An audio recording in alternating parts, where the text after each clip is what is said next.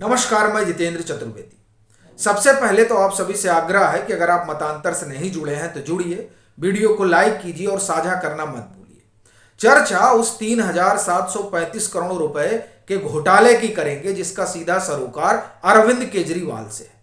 वो घोटाला क्या है उस पर मैं बाद में आऊंगा। पहले 3-4 सवाल हैं जो अरविंद केजरीवाल की सरकार के सामने खड़े हो रहे हैं, उस पर बात कर लेते हैं। देखिए, पहला सवाल तो यही है कि क्या अरविंद केजरीवाल इस घपले घोटाले की जांच विजिलेंस मिनिस्टर से कराएंगे और फिर उसकी जो रिपोर्ट बनेगी तो क्या उस रिपोर्ट को ईडी और सीबीआई को भेजेंगे कि जांच पड़ताल करिए।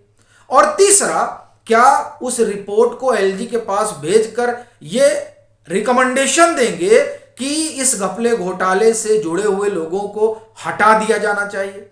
अब देखिए, यह प्रश्न क्यों उठा है, वो इसलिए उठा है क्योंकि इन दिनों अरविंद केजरीवाल की जो सरकार है वो बड़ी प्रोएक्टिव हो गई है, खासतौर से भ्रष्टाचार के मसले में। अभी देखिए किस तरह से मुख्य सचिव के पीछे ये लोग पड़े हुए हैं।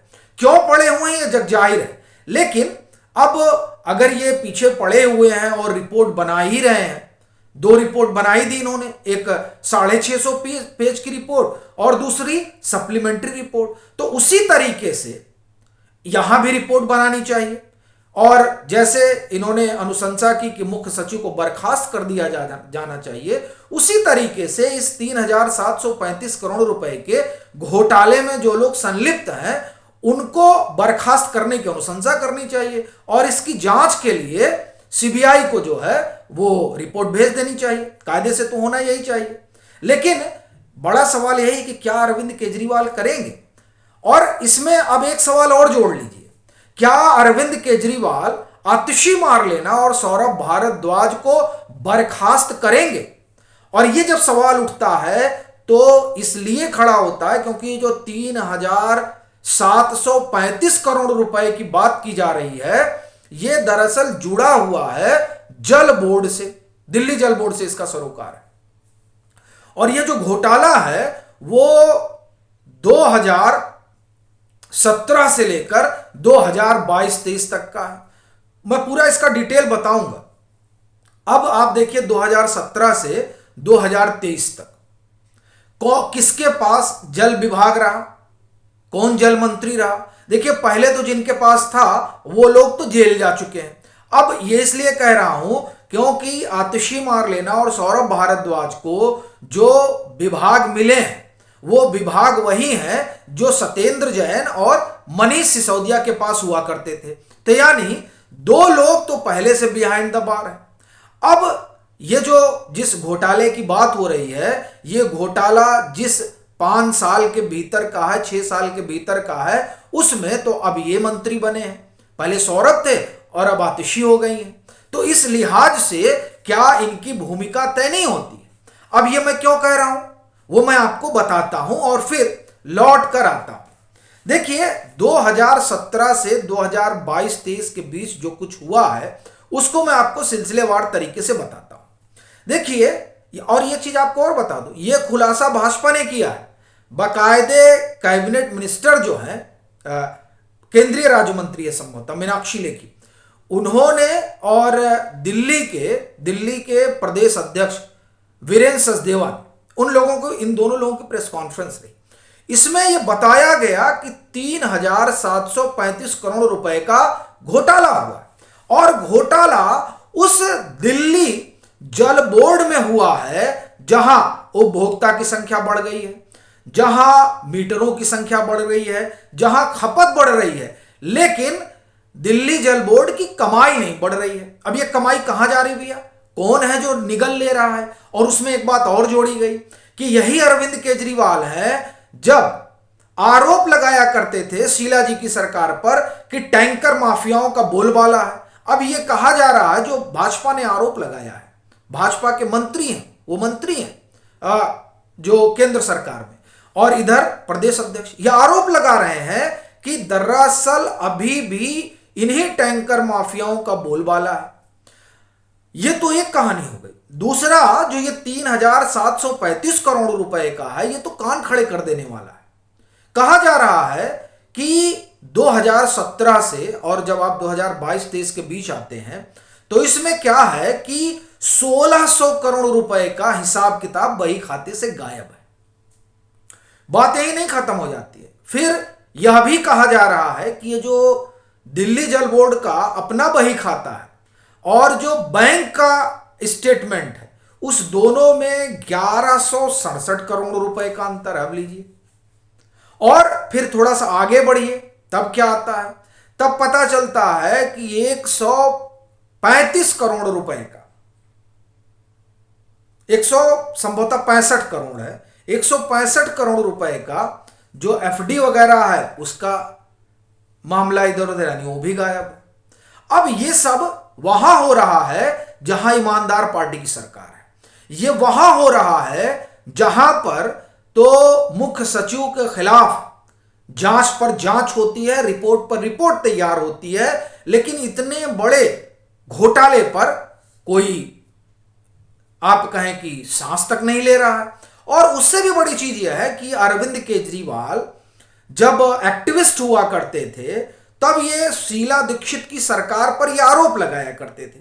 क्या करते साहब, देखिए ये जो दिल्ली जल बोर्ड में है ना, ये 10,000 करोड़ रुपए का घोटाला है। इनका मामला तो उससे कहीं आगे चला गया अगर उस लिहाज से देखा जाए तो। क्यों? क्योंकि 2018 तक कोई 26,500 करोड़ रुपए बकाया थे दिल्ली जल बोर्ड पर, अब वो 70,000 करोड़ रुपए हो गए, यानी 5 साल में ये कोई 40,000 करोड़ रुपए, 42,000 करोड़ रुपए का बकाया बढ़ गया है। तो ये 42,000 करोड़ रुपए गया कहां, ये अपने आप में एक बड़ा सवाल है। लेकिन मैं उस पर नहीं जाऊंगा क्योंकि फिर ये मामला जो है बहुत अलग हो जाएगा और विषयांतर भी इसके होने की संभावना रहेगी, इसलिए हम उस 70,000 करोड़ रुपए पर नहीं जाते हैं। हम इसी पर लौट कर आते हैं कि जो अरविंद केजरीवाल दिल्ली जल बोर्ड के मसले को लेकर शीला दीक्षित सरकार को घेरा करते थे, अब वही अरविंद केजरीवाल की सरकार इसी दिल्ली जल बोर्ड के मसले में फंसी हुई नजर आ रही है। अब इसमें देखिए, ये तो ये हो गया कि इस तरह से आप तीनों देखिए तो 3,735 करोड़ रुपए तो ये निकल जाते हैं, प्लस 12,000 का वर्क ऑर्डर निकलता है। ये 600 करोड़ रुपए का ये पूरा मामला होता है, यानी 600 करोड़ रुपए का वर्क ऑर्डर निकलता है। और वो जो वर्क ऑर्डर है जिसकी संख्या 12,000 है, उस वर्क ऑर्डर में खेल होता है, वैसे ही खेल जैसे शीश महल में हुआ था। क्या हुआ था कि जो आप ये कहिए कि टेंडरिंग हो रही थी, उस टेंडरिंग के अमाउंट को 10 करोड़ से नीचे का रखा जा रहा था ताकि ओपन टेंडर ना हो और बांट लिया जाए अपने में, या जिसको आपको देना हो। 10 करोड़ से नीचे रहेगा तभी, चूंकि 10 करोड़ से ऊपर जाएगा तो फिर आपको परमिशन लेनी पड़ेगी, ओपन टेंडरिंग होगी, तो उसी से बचने के लिए उसको 10 करोड़ से नीचे का रखा गया। सेम यही प्रोसीजर यहां हुआ। ये जो 12,000 वर्क ऑर्डर रहे, इस वर्क ऑर्डर का अमाउंट 5 लाख से नीचे का रखा गया ताकि टेंडरिंग न करनी पड़े। तो अब ये 600 करोड़ रुपए का मसला ये, तो इस तरीके से आप देखिए कि कितना बड़ा जो है ये खेल आम आदमी पार्टी की सरकार में चल रहा है। और ये जो खेल है वो अब अरविंद केजरीवाल की जो सरकार है उसके लिए खतरे की घंटी बजा रहा है। और इसी दिल्ली जल बोर्ड से जुड़ा हुआ जो एक मसला है वो जानना बड़ा जरूरी है। देखिए, तब ये सौरभ भारद्वाज के पास मंत्रालय था और सौरभ भारद्वाज के पास से मंत्रालय गया है, उसके मुझे लग रहा है मुश्किल से 15-20 रोज पहले की घटना रही होगी जब विजिलेंस ने इनको नोटिस भेजा। और नोटिस इस बात का भेजा कि एक शख्स है जो पहले कंसल्टेंट हुआ करता था, अब वो दिल्ली जल बोर्ड का जब हिस्सा नहीं है तो वो क्यों दिल्ली जल बोर्ड की मीटिंगों में बैठता है। और कहा जाता है कि ये जो तमाम दिल्ली जल बोर्ड में इधर उधर हो रहा है, इस इधर उधर होने में उसकी बड़ी भूमिका है। तो अब आप देखिए कि ये जो दिल्ली जल बोर्ड का मसला है और इसमें जिस तरह के आप देखिए, इससे पहले जो इनके सीईओ थे, पूर्व सीईओ, वो किस तरह से 15वीं शताब्दी के मॉन्यूमेंट को गिराकर जो है अपना सरकारी आवासी बनवा लेते हैं, बढ़ा लेते हैं। तो ये जो दिल्ली जल बोर्ड वाला मसला है वो अरविंद केजरीवाल के गले की फांस बना है। और अब तो जो ये भाजपा ने नया खुलासा किया है 3,735 करोड़ रुपए वाला, ये तो वाकई में बड़ा सनसनीखेज है। अब ये देखने वाली बात रहेगी कि इसमें आगे क्या कुछ होता है। हालांकि आम आदमी पार्टी ने इसे सिरे से नकार दिया है और कहा है कि ये कुछ नहीं है, भाजपा ऐसे ही जो है नाहक इस तरह का आरोप लगा रही है। लेकिन बात तो इससे बनेगी नहीं, चूंकि उस प्रेस कॉन्फ्रेंस में यह कहा गया है कि अगर अरविंद केजरीवाल इस मामले पर इनिशिएटिव नहीं लेते हैं तो भाजपा एलजी से ये कहेगी, और संभवतः जब आपसे बात कर रहे हैं तब हो सकता है पत्र वगैरह भी चला गया हो कि इस पूरे मामले की जांच कराई जाए। यानी ये जो घपले घोटालों का मसला है वो अब नई दिशा में बढ़ चला है। पहले ही का कम आरोप थे, जो एक और आ गया। अभी देखिए शराब घोटाला, उसके बाद में क्लासरूम घोटाला, फिर वो जो पावर डाइकॉम वाला है उसमें गड़बड़ी, और अब एक और आ गया। तो अब सही मायने में अरविंद केजरीवाल के लिए समस्या बहुत बड़ी हो गई है।